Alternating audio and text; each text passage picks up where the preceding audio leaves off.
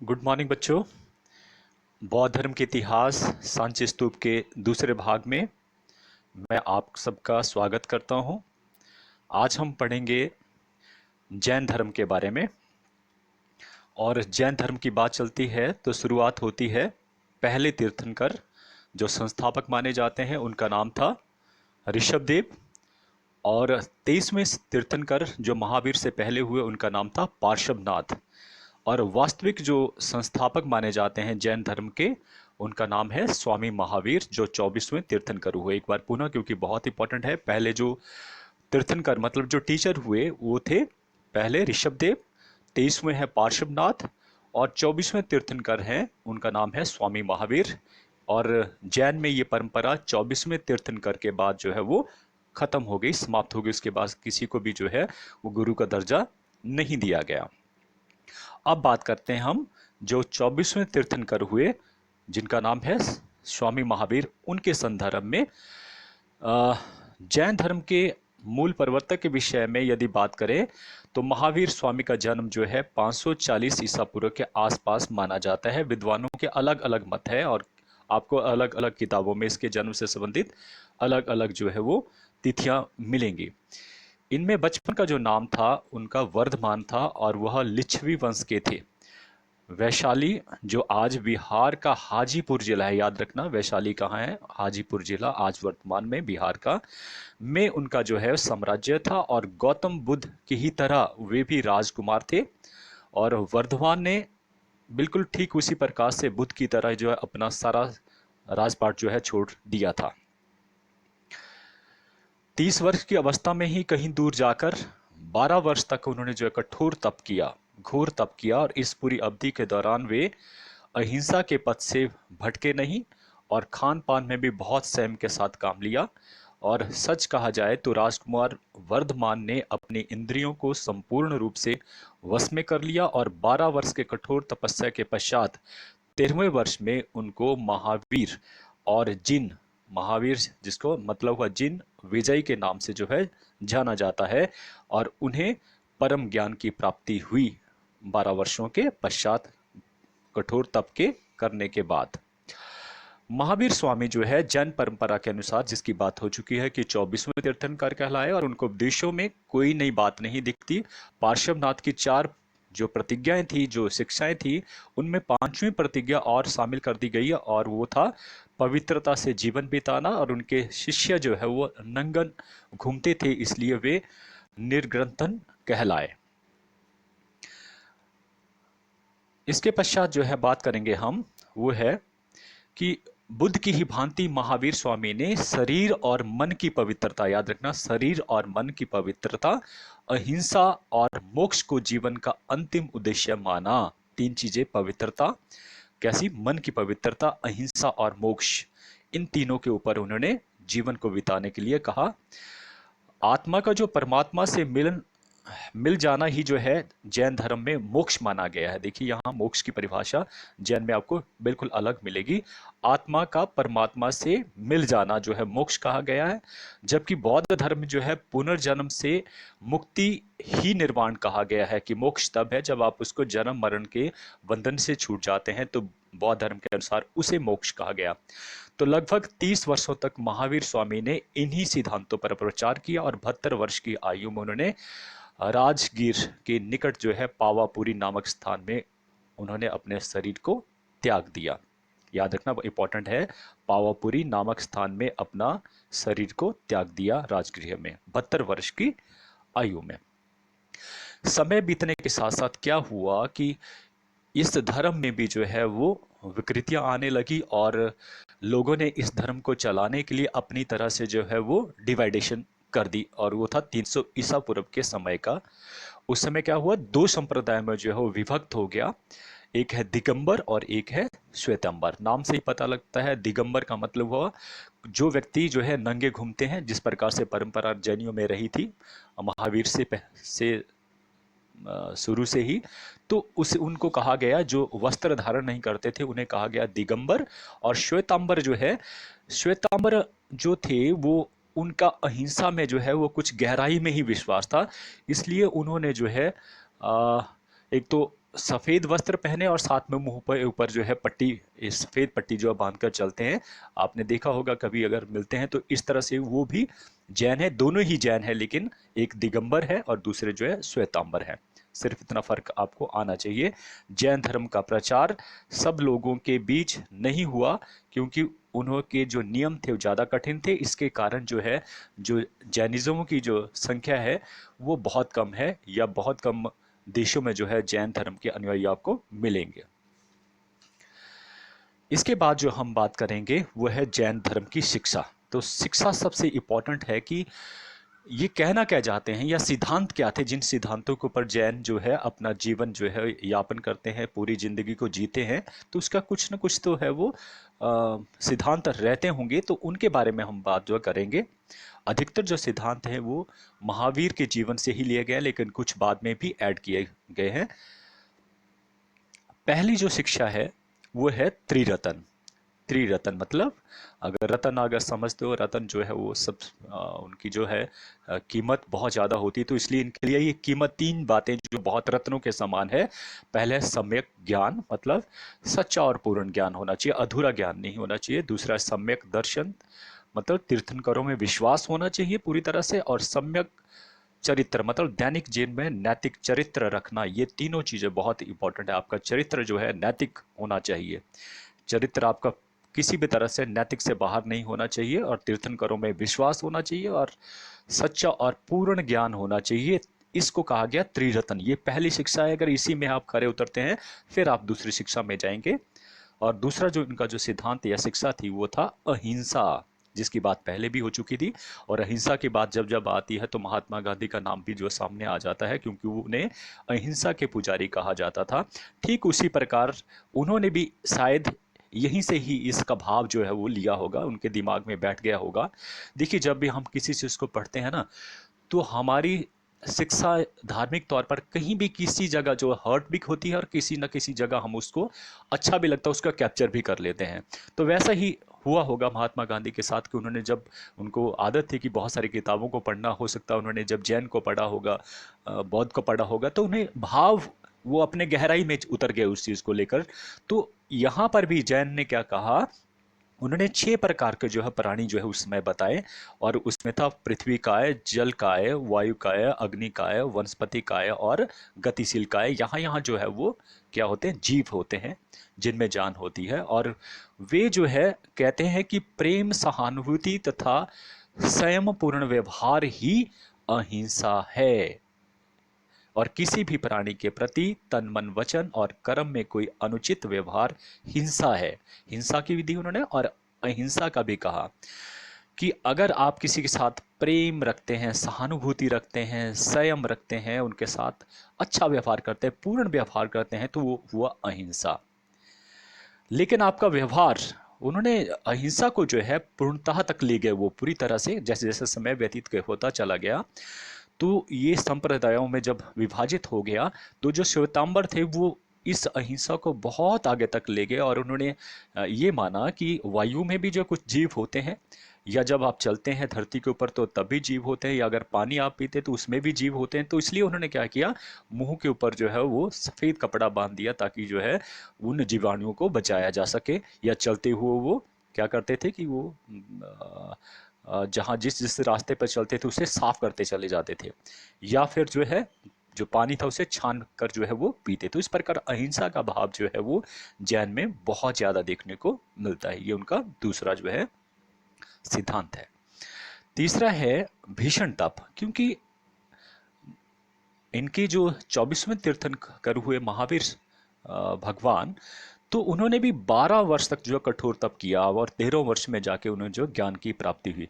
तो इसलिए उन्हीं के पद चिन्हों पर चलते हुए जो आज की डेट में जैन हैं, वो उन्हीं पर जो है वो विश्वास करते हैं कि हमें जो घोर तप करना चाहिए और तभी जो है हमें वो ज्ञान हासिल होगा। और इसके लिए क्या करते हैं, वो दो तरह के तपों की बात करते हैं, एक है बाह्य तप और एक है अभ्यंतर तप। जो बाह्य तप है वहाँ पर वो अपने शरीर को जो है वो कड़ी कठोरता में जो ले जाते हैं, उसे जो ये कष्टों में ले जाते हैं। जिस प्रकार से उपवास करना जो है वो लगातार जो है उपवास करना, या भिक्षुचर्या का जीवन जीना, दूसरों से ही जो है घरों में जाकर भिक्षा लेना या ग्रहण करना खाना, और ऐसे आसनों में बैठना जो मुश्किल है शरीर के लिए, अपने शरीर को कष्ट देना, इंद्रियों पर नियंत्रण रखना। मतलब इंद्रियां हुई आपकी, शरीर का हर एक भाग अलग अलग इंद्रियों में विभाजित है, तो उन पर जो है नियंत्रण पाना, ये कार्य है, बाह्य तप के अनुसार ये कार्य होता है। और अभ्यंतर जो तप होता है वो अंदर की तरफ का होता है, और जिसे हम ध्यान जो है वो मानते हैं कि आप ध्यान में हो जाना, अपने शरीर का जब ज्ञान नहीं हो जाना, आप इस तरह से बैठें कि आपको कोई मालूम ही नहीं, तो उसको ध्यान प्रक्रिया जो है कहा जाता है। तो इस तरह से उन्होंने ये भीषण तप का जो है तीसरा सिद्धांत को अपनाया। चौथी बात करेंगे वो है पंच महाव्रत। ये महाव्रत क्या थे? अपरिग्रह मतलब हिंसा ना करना, बड़ा इंपॉर्टेंट है ये, हिंसा ना करना। और हिंसा का उन्होंने ये भी कहा, तो हिंसा होता है जब मन में ही अगर आप किसी के प्रति बैर रखते हो, और वो भी हिंसा ही कहलाई गई जैन के अनुसार। सत्य दूसरा जो है महाव्रत का गया, सत्य, हमेशा सत्य बोलना, ये बड़ा इंपॉर्टेंट था कि जो भी बोलो सामने बोलो और सत्य बोलो, असत्य मत बोलो। तीसरा कहा गया अस्त्य, चोरी ना करना, मतलब किसी की चोरी ना करना। उस समय ये अपराध बहुत ज़्यादा हुआ करते, इसलिए चोरी की तरफ उन्होंने ध्यान आकर्षित किया कि चोरी ना करना किसी भी प्रकार की।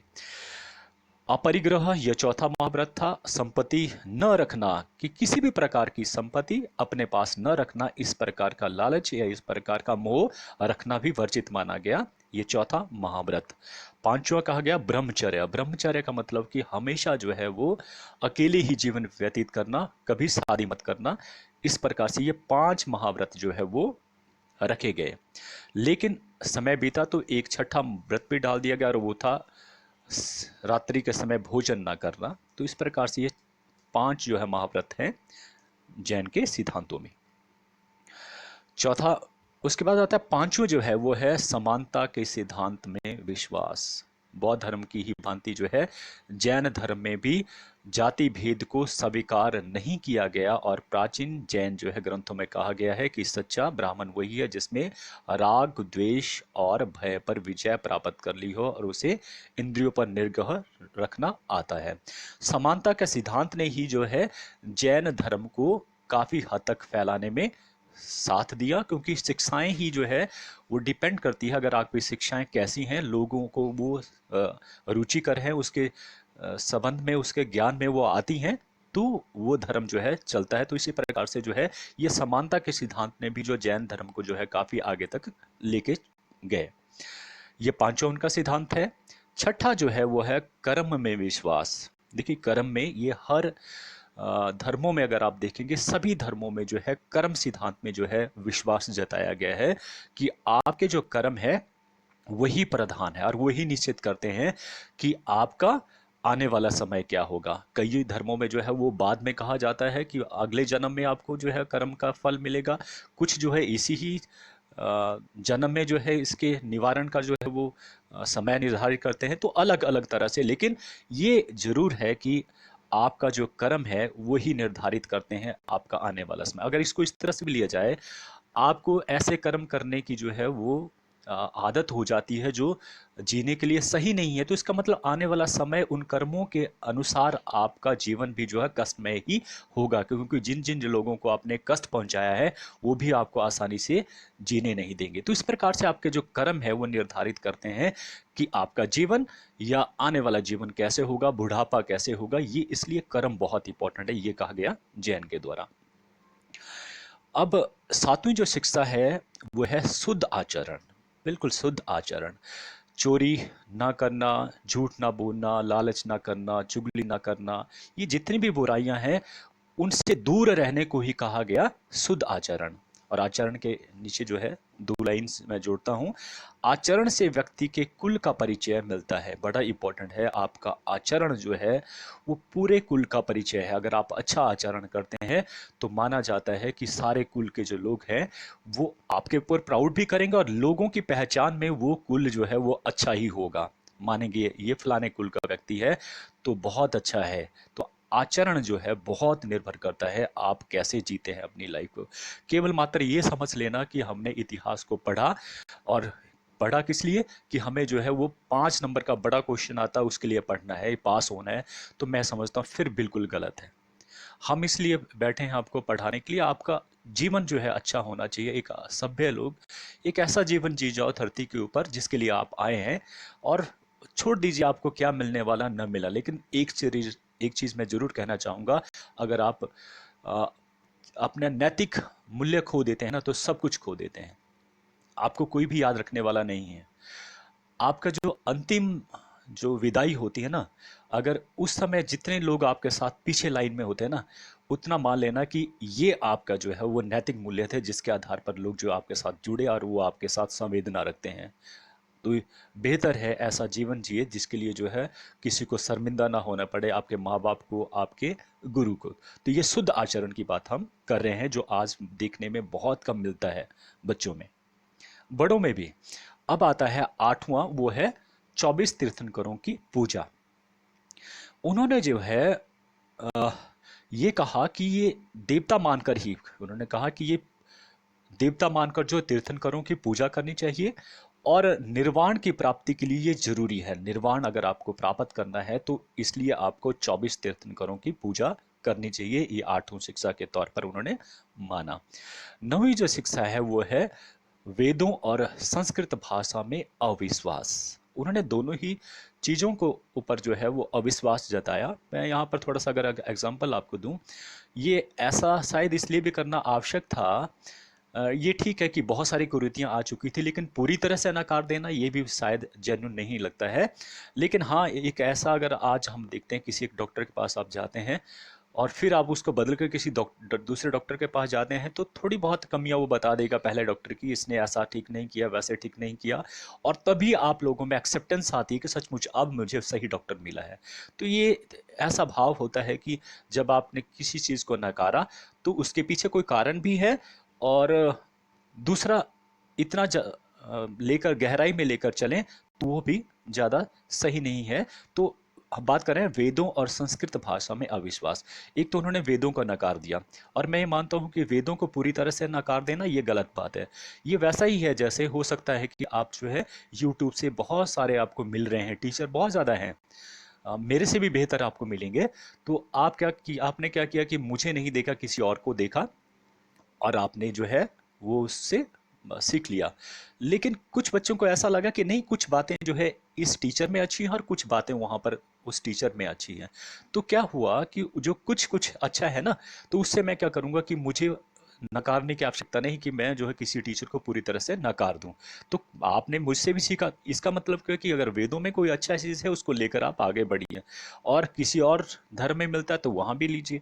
तो इस तरह से पूरी तरह से वेदों का नकार देना, शायद ये मेरे भाव से जो है मैं कह रहा हूँ। और आप ये, लेकिन इन्होंने कहा, क्या कहा, हम बात करें जैन की, इन्होंने कहा वेद को पढ़ना गलत है, सही नहीं है। संस्कृत को ही ऐसी भाषा मान लेना कि जो देवों की भाषा है या पवित्र भाषा है, ये गलत है। हाँ, इसके बारे में ये बिल्कुल सही बोला जाता है। भाषा सही मायने में सभी भाषाएं पवित्र है, चाहे वो हमारी लोकल लैंग्वेज ही क्यों ना हो।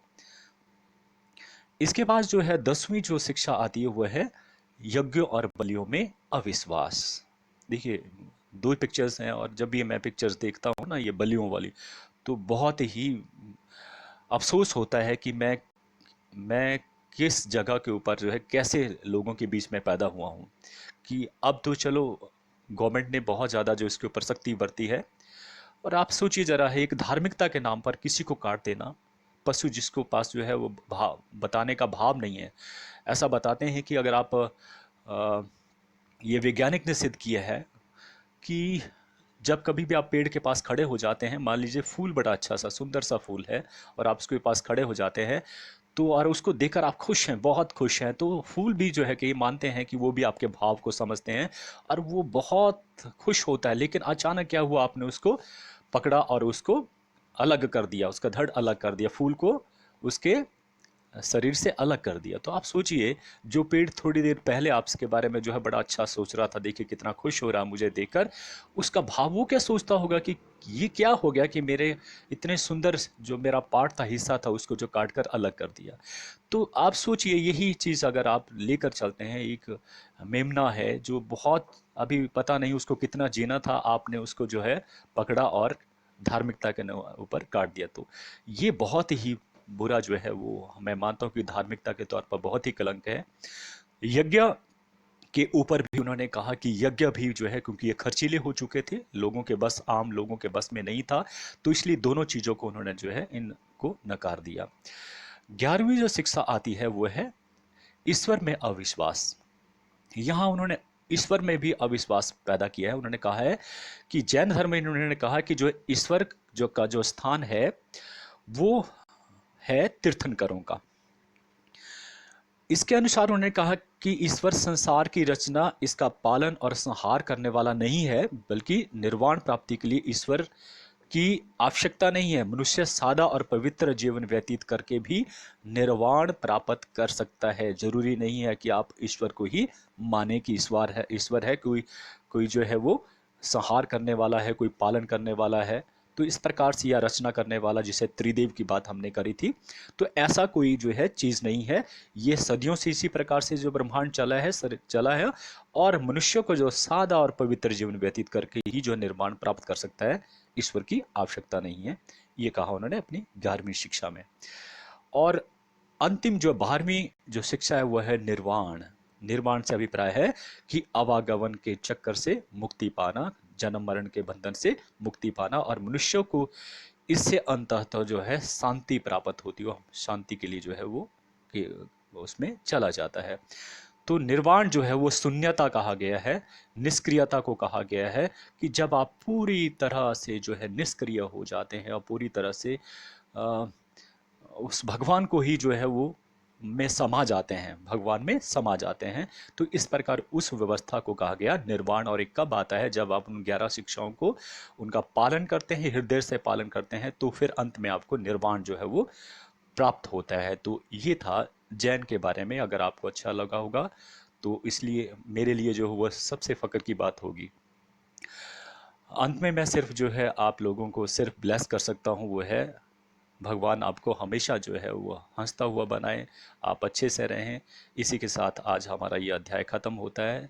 धन्यवाद।